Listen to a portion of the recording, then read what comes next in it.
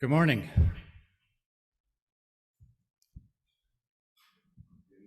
Just waiting for the echo. Welcome to the First Unitarian Fellowship of Nanaimo. My name is John Sewer, and I'm your service leader for this morning.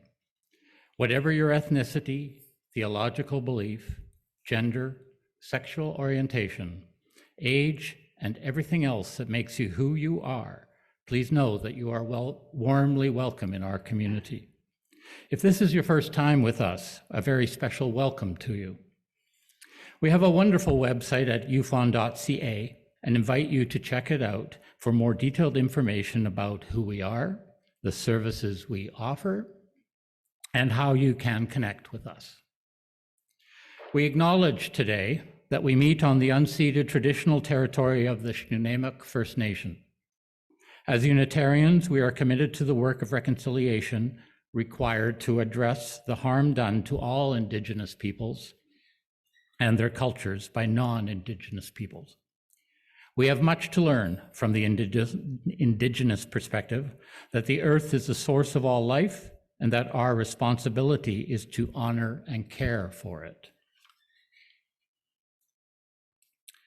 We thank Lee Smith for the lovely flowers this morning. They're in celebration of her granddaughter Freya's first birthday. We can now sing out loud in the hall during the hymns with our masks on. A reminder that we record these services. However, the children's story for copyright reasons and the joys and concerns for privacy reasons are edited out before the service is uploaded to the website. All our services can be found there. And I have one little announcement for the Christmas Eve service. The Christmas Eve reading of Charles Dickens' A Christmas Carol is coming together beautifully, but we still need to fill a couple of very small roles. If you are interested and available, please call Reverend Debra today. To find out more about all of our special events, groups, and meetings taking place at the fellowship, you can either go to the calendar on our website or read the weekly update emails sent to you on Thursdays. Let us now enter into sacred time. Allison Dalton will lead us into worship through music.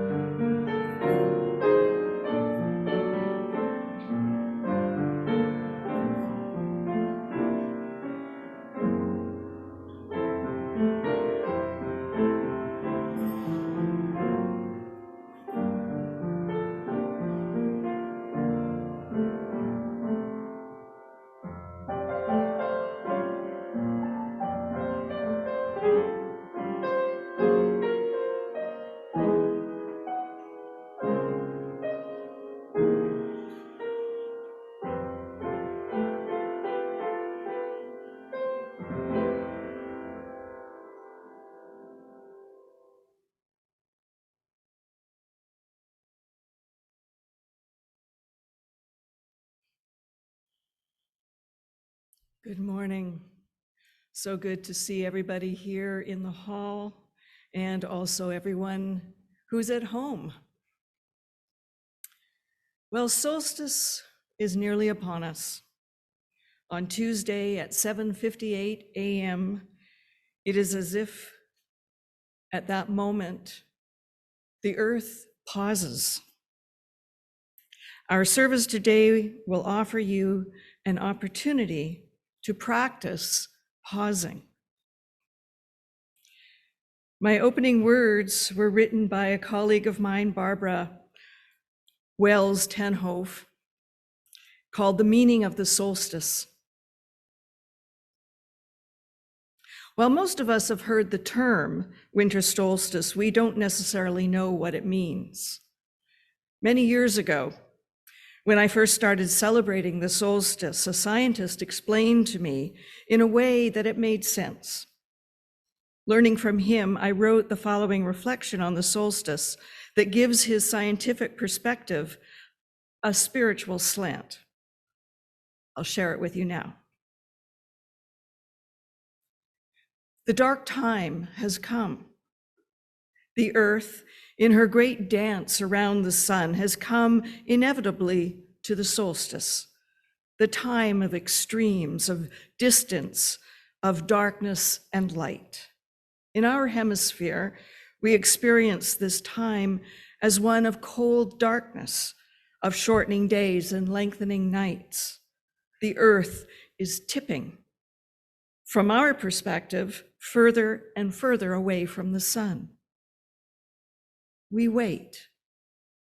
We wait, but the moment when the darkness is greatest is not entirely predictable. The spinning dance of the earth continues, but for one brief instant, when the axis of the earth's rotation crosses the line through the center of our orbit around the sun, the tipping stops. And for a moment, we seem to stand suspended in space, pulsing with potential movement and ongoing life. And then, like a child's top that almost fell over, we are saved by the spin and lifted up again toward the light.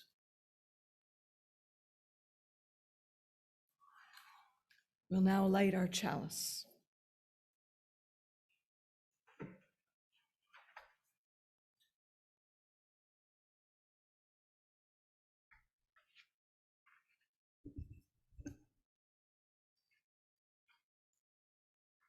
This solstice, in honor of ancient traditions that celebrate this time of longest night, we observe that the flaming chalice holds the elements of the four directions: earth, air, fire, and water.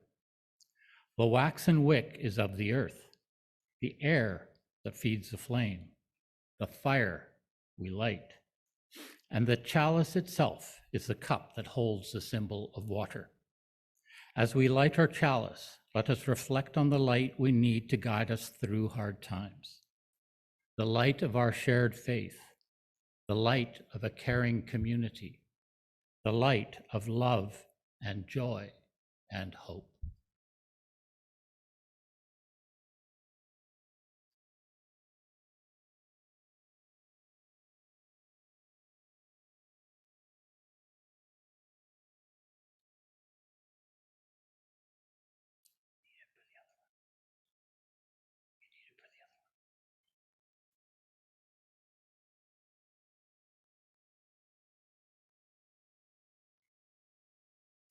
Just as solstice is a time of waiting for the sun's light to return, Advent too is about waiting. For Christians, Advent is the waiting in anticipation of the universal Christ's renewal. The fourth Advent candle is the candle of joy. May we create joy in all our surroundings as we share gifts, meals, and simple pleasures with family and friends. May the easy gift of a smile bring the power of joy's touch to those we meet through these busy days. And may we experience the joy of this season as though with the eyes and hearts of children, that we might be transfixed by the power of what could be.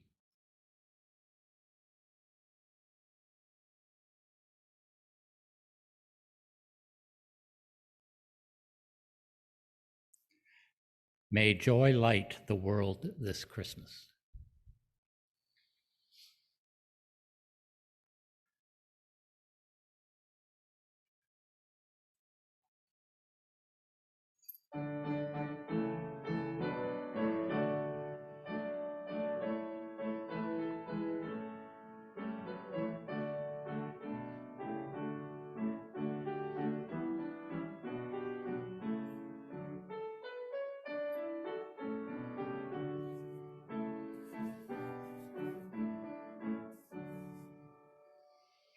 People look east, the time is near of the crowning of the year. Make your house fair as you are able. Trim the hearth and set the table. People look east and sing today. Love, the guest is on the way. Furrows be glad, the earth is bare. One more seed is planted there.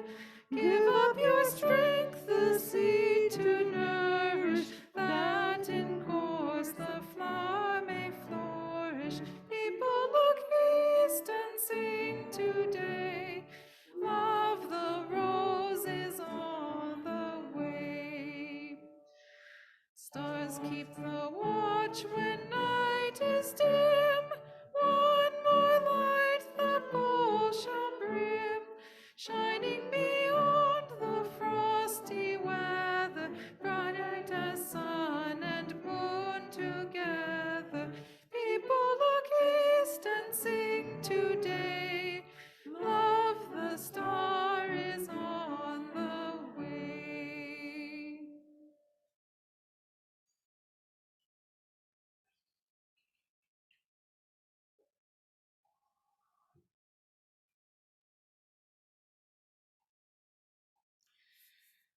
Our winter solstice meditation is by Lynn Cox. As the path of the sun reverses, seemingly holding its place for a moment of turning, let us delve into the gifts of winter solstice. I invite you to enter into this meditation, a time for you to pause in your life, to be with yourself only, and to deepen. Let us follow curiosity and contemplation down into the cold earth, taking a journey to the world below the surface. Here we find acorns, cached by squirrels and chipmunks, perhaps to be food laid in store, or perhaps to become trees in the fullness of time. We find the burrows of hibernating animals, those who sleep and repair. We find seeds, including some that will not sprout unless they first wait through the frost and ice. Life finds rest and renewal in the darkness.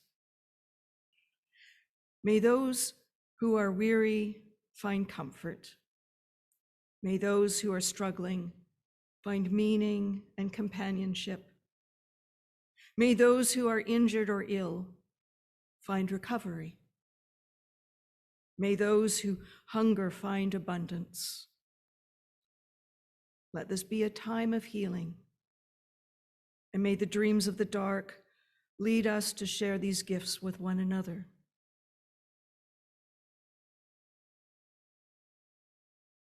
Our imagination then rises to the surface, to life where the cold ground meets the crisp air. Here we observe life finding its way. We observe animals eating seeds left on the ground through the harvest, though the harvest is long past. We notice the migration of birds, natural movement that allows populations to find places where they can thrive. We observe the trees that appear to sleep and yet hold sap that will rise again before the spring arrives. We observe that not everything lives through the winter, and yet all that has lived returns to the earth and is transformed.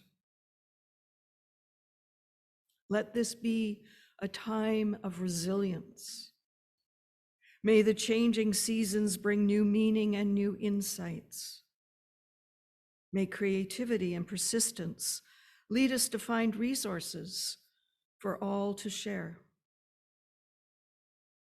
May those who migrate find safety. And may there be good news in the wind. May transformation lead us onward.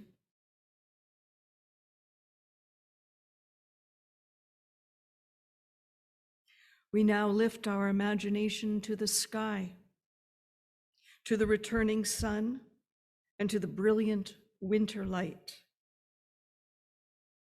Shifting hours of light and darkness remind us that change is part of the rhythm of the universe, and so trouble does not last. Acknowledging the gift of darkness, we also look forward to the growing light, a change that brings glimmers of hope. We marvel at the beauty of this time, stars unobstructed by leaves, jewels of the night shining over the land, moon and meteors inspiring us to awe and wonder. Let this be a time of celebration. What joy can be found? Let us hold it close, blow its embers, and share its spark. We do not take for granted having come this far, and we give thanks for our companions on this journey.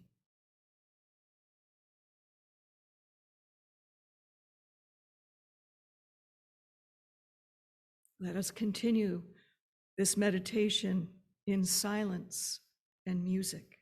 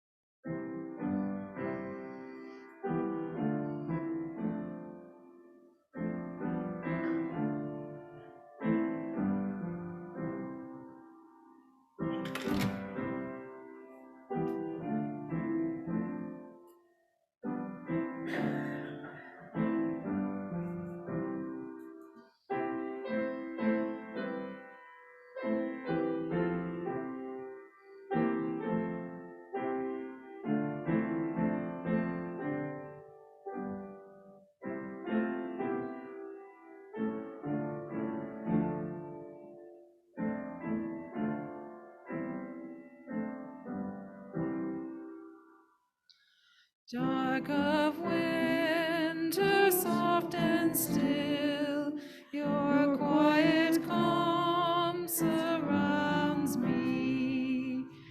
Let my thoughts go where they will, ease my mind profoundly, and then my soul will sing a song, a blessed song of love eternal. Gentle darkness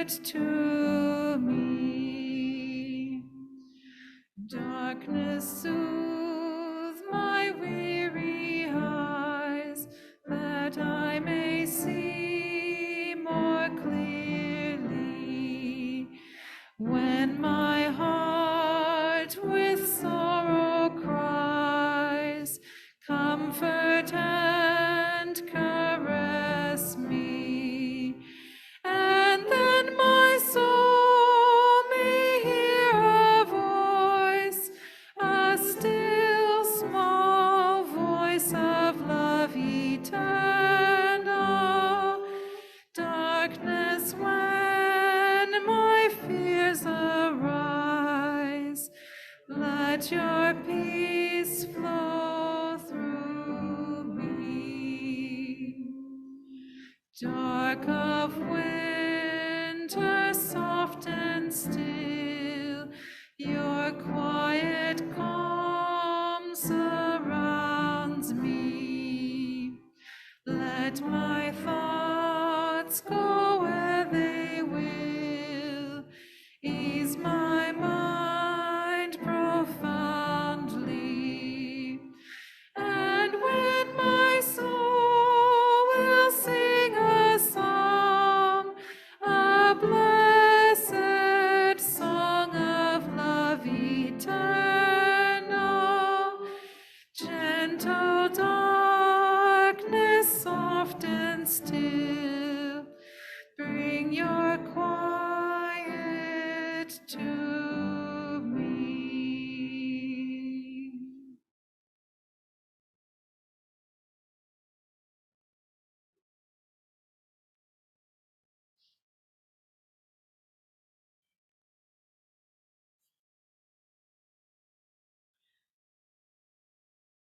In the dark of winter, when the earth slows to a stillness, when days are short and nights are long, we humans have the opportunity to pause and reflect. And reflection takes time, and it needs space. In the dark of winter, we naturally draw inward. Imagine being in a small cabin in the woods or a place where you feel comfortable. Imagine the quiet. Imagine watching the light through the trees dim. Watch the shadows deepen until shadow grows into complete darkness. And here you are safe in this natural darkness. Be not afraid. Be not afraid to be yourself in this gentle darkness. It is here, without distractions, we can begin to hear our own thoughts. We can begin to hear and feel our own bodies. We might even be able to hear that still, small voice of love eternal.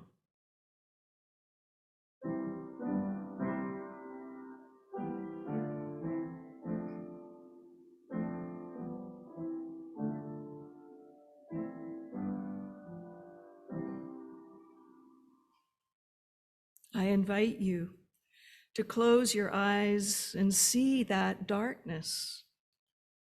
Be not afraid. In this gentle darkness, there is only you. Here and now, you can gently set aside all the stories that you tell yourself, all the lists, all the to-dos. Let them rest. There need only be you, the you that has walked this earth, how many years? The you that is alive now. Gentle darkness, soft and still. Bring your quiet to me. Let your thoughts go as they will. And when your fears arise, let breath and peace flow through you.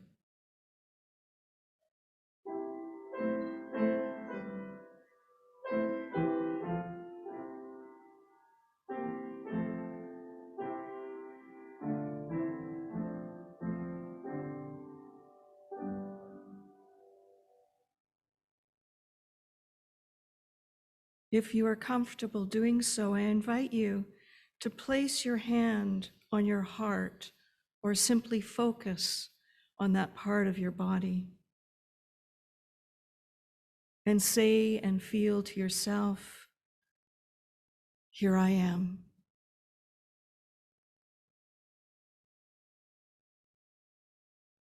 And if you're comfortable to do so, I invite you to place your hand or your thoughts on your belly and say and feel,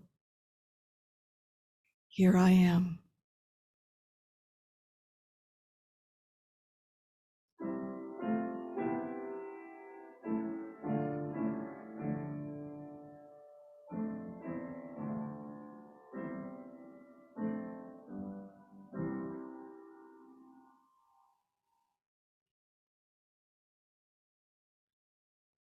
The Irish writer, poet, and mystic John O'Donohue says, "To be natural is to be at home in our nature."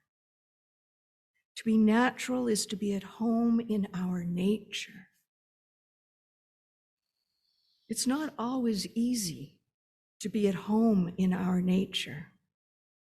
We find ourselves too often outside ourselves, reaching beyond ourself, grasping for yet another thing.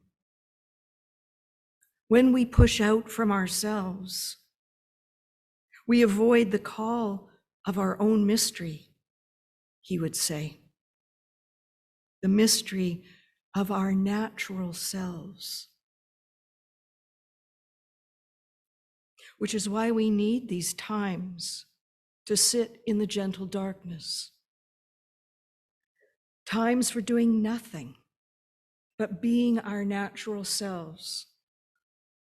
When there is nothing we have to do, when there is nothing we have to prove, when there is nothing we have to be worthy of life.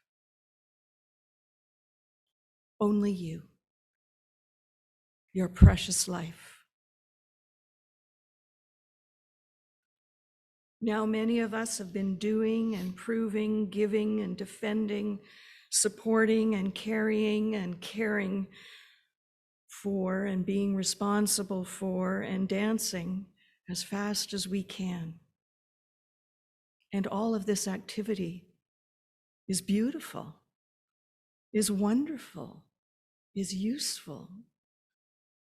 And for this moment, we can pause.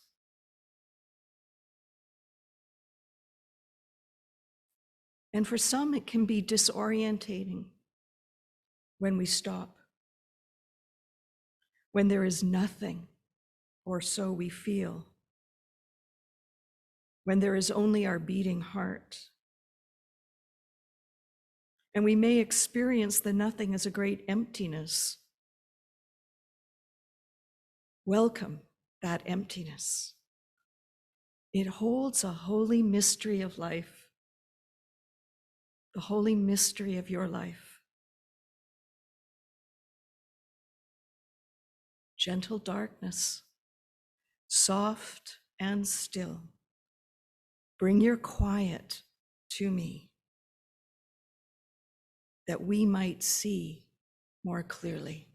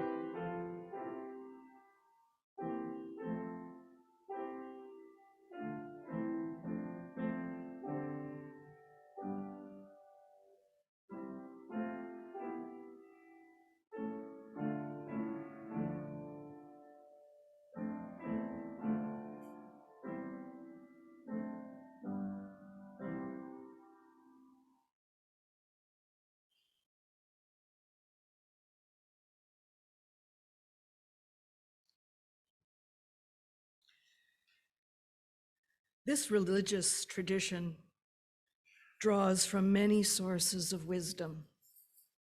We draw from the world's monotheistic religions like Christianity and Judaism and Islam. And we draw from earth-centered religions such as indigenous spiritualities, paganism, and Wicca. It is the earth-based religions we draw stories and rituals from at the solstice.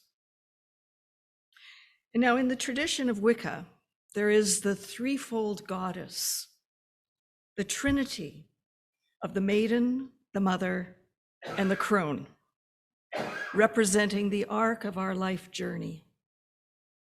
These archetypes coincide with life events, but also indicate internal processes that everyone goes through. They also coincide with the seasons. Thus, winter is the time of the crone, when the nights are long and the days quiet, when the earth rests, preparing for the light to return.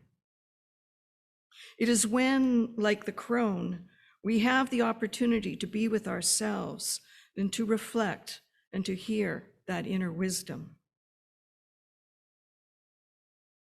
The first stage of our lives, the maiden stage, and the second stage, the mother stage, are generally focused on being outwardly active and through that activity gaining knowledge and experience. When we enter the third stage, the crone, we have the opportunity to seek the meaning of life and understand its spiritual significance. Before we get there, we have to dispense with how society has denigrated even that word, crone, which has been co-opted to mean ugly and evil and dangerous. And this has impacted how even today older women are seen and how they sometimes, unfortunately, see themselves. According to the crone archetype, women reclaim their authentic self by Joanne Sintko of St. Catherine University. She says, the crone is synonymous with the hag or hag, but what we've lost in the meaning is that hag is derived from the root word hagia, which means holy in Greek. And at the time mirrored high respect for the older, wise woman.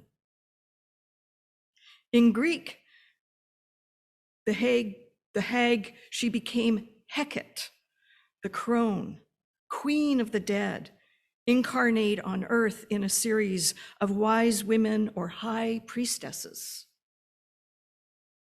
Like all other archetypes, the crone is a universal symbol that represents specific ways of being and knowing. To be a crone is symbolic of a process or formation. It's not just personality characteristics, end quote. If the crone represents reflecting and learning from our experiences and understanding the spiritual significance of life, it is understandable that her archetype is denigrated in a society that is almost entirely materialistic, with little interest in depth and wisdom. Now, not everybody wants to become a crone, to become a wise woman. Some are just content to be old. Because to become a crone, it is a commitment, it is a focus, it is a way of life. It doesn't happen automatically at the time you turn 65 or 85 or 25. Becoming a crone is an evolution, like fine wine, slowly over time, one gentles into mature flavors and layers. And to become a crone is choice, or many choices that we make throughout our entire lives. Now, when I was in my 20s, I met a very wise woman, a crone, I will call her Sophia. Sophia had long, gray, wavy hair, and she was energetic and nimble, managing her family of young adults and also older parents. And young women like myself who turned to her for guidance. One day, Sophia took me down to the beach for a walk. As it turned out, it was one of those important walks that clarified my meandering and unfocused life. She asked me to describe my two grandparents, my grandmothers. Well, they're dead, I said. Well, that's fine, she said. Just tell me what kind of women they were. Well, I said, my father's mother, my grandmother, I called her, she was a teacher who lived alone. She wore her hair in a smooth, tight bun. Whenever I saw her, and it wasn't that often, she was always dressed formally in a skirt and a lady's blazer. I guess you'd call that a lady's suit, with solid shoes and glasses. She grew violets under a special light in a dark room, and I think she won prizes for her violets. Her three sons were respectful, but I got the sense that they acted toward her out of a sense of responsibility and duty. I would go to her house for tutoring on my math, and she was strict about getting the answers right. But when the lesson was done, I would be invited into her kitchen and allowed to have a cookie. My mother's mother, who I called my granny, she also lived alone. And I loved going to her house. I would stay overnight every other weekend. And once she got the furnace started in the mornings, you had to put the coal in the furnace in those days, she would bring tea and toast into the bed, and we'd read stories and play games. The bed became a boat, and we'd sail around the world having adventures. Her kitchen was always bubbling away with jams and cakes and delicious smells, which I got to help with. She'd send me to the store even when I was little just to get something she needed, or out into the garden to pick fruit.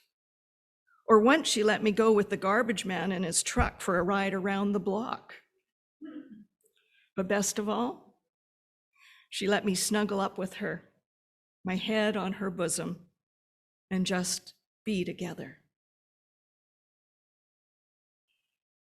Sophia then said to me, "These are your choices.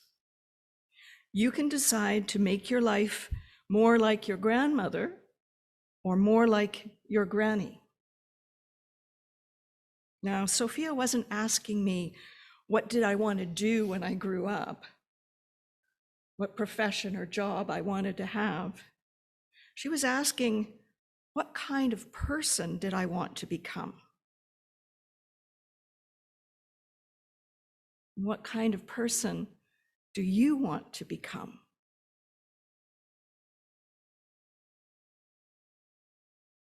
The gift of wise women is depth. And the gift of solstice is time to contemplate and to deepen into our lives, into our true nature. We all have many choices every day, but maybe the most important is, what kind of person do you want to become? And it doesn't matter what age you are when you ask that question. Thank you for listening.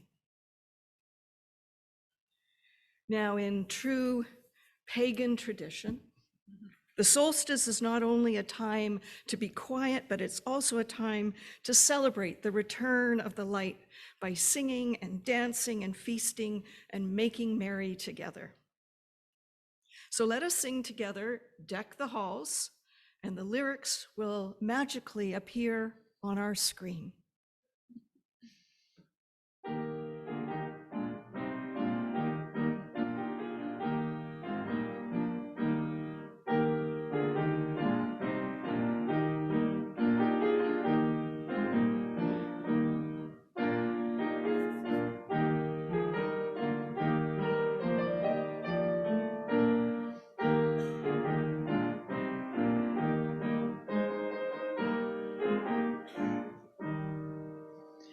Deck the hall with boughs of holly, fa la la la la la la la la.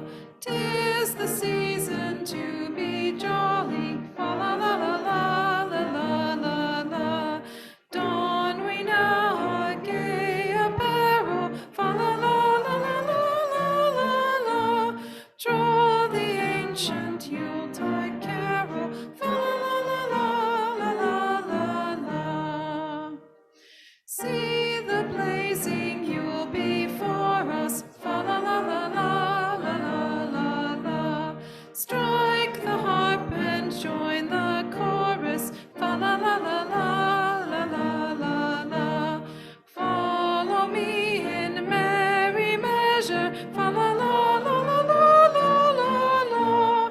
While I tell of Yuletide treasure, fa la la la la la la la la. Fast away the old year passes, fa la la la la la la la la. Hail the new ye kindred dancers, fa la la la la la la la la. Sing we joyous all together, fa la la la la la la la la. Heedless of the wind and weather, fa la la la la la la la la. Deck the halls with boughs of holly, fa la la la la la la la la. 'Tis the season to be jolly, fa la la la la la la la la. Don we now our gay apparel, fa la la la la la la la la. Heed the ancient Yuletide carol, fa la la la la la la la la.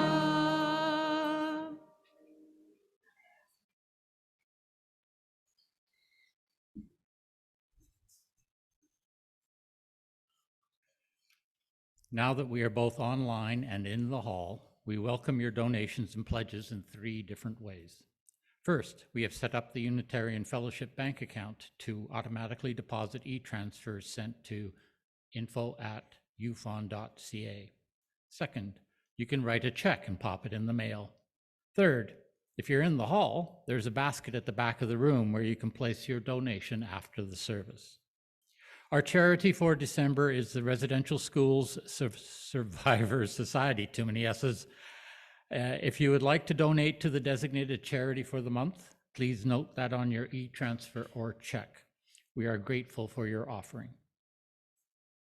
At the completion of the service, there will be an opportunity to connect in a random small group to share how you are doing and to hear how others are doing. There are breakout rooms both online and in the hall. The breakout rooms will be open for 30 minutes, but you can leave at any time.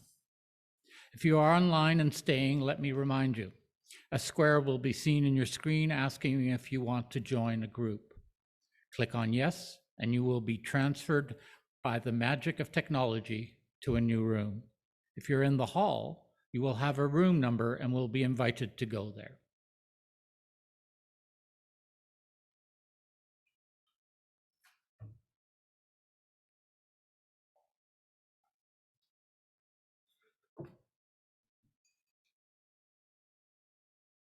Our closing words are inspired by a writing by Stephanie Noble. The gentle, dark time of year is for the gestation of our deep and knowing self. It is the contemplative and holy time in the year and in our lives, a time to delve into the meaning of our lives and there find spiritual wisdom. It is a warm and dark cavern where we rest and renew our souls. So do not rush the coming of the sun. Do not crave the lengthening of the day.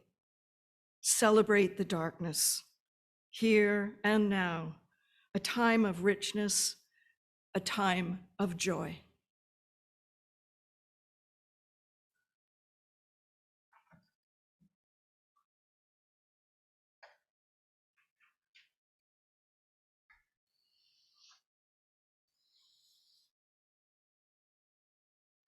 We extinguish this flame, but not the light of truth, the warmth of community, or the fire of commitment. These we carry in our hearts until we are together again.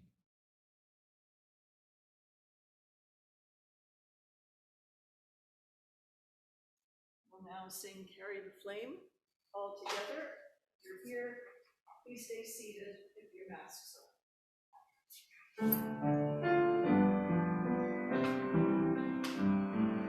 Carry the flame of peace and love until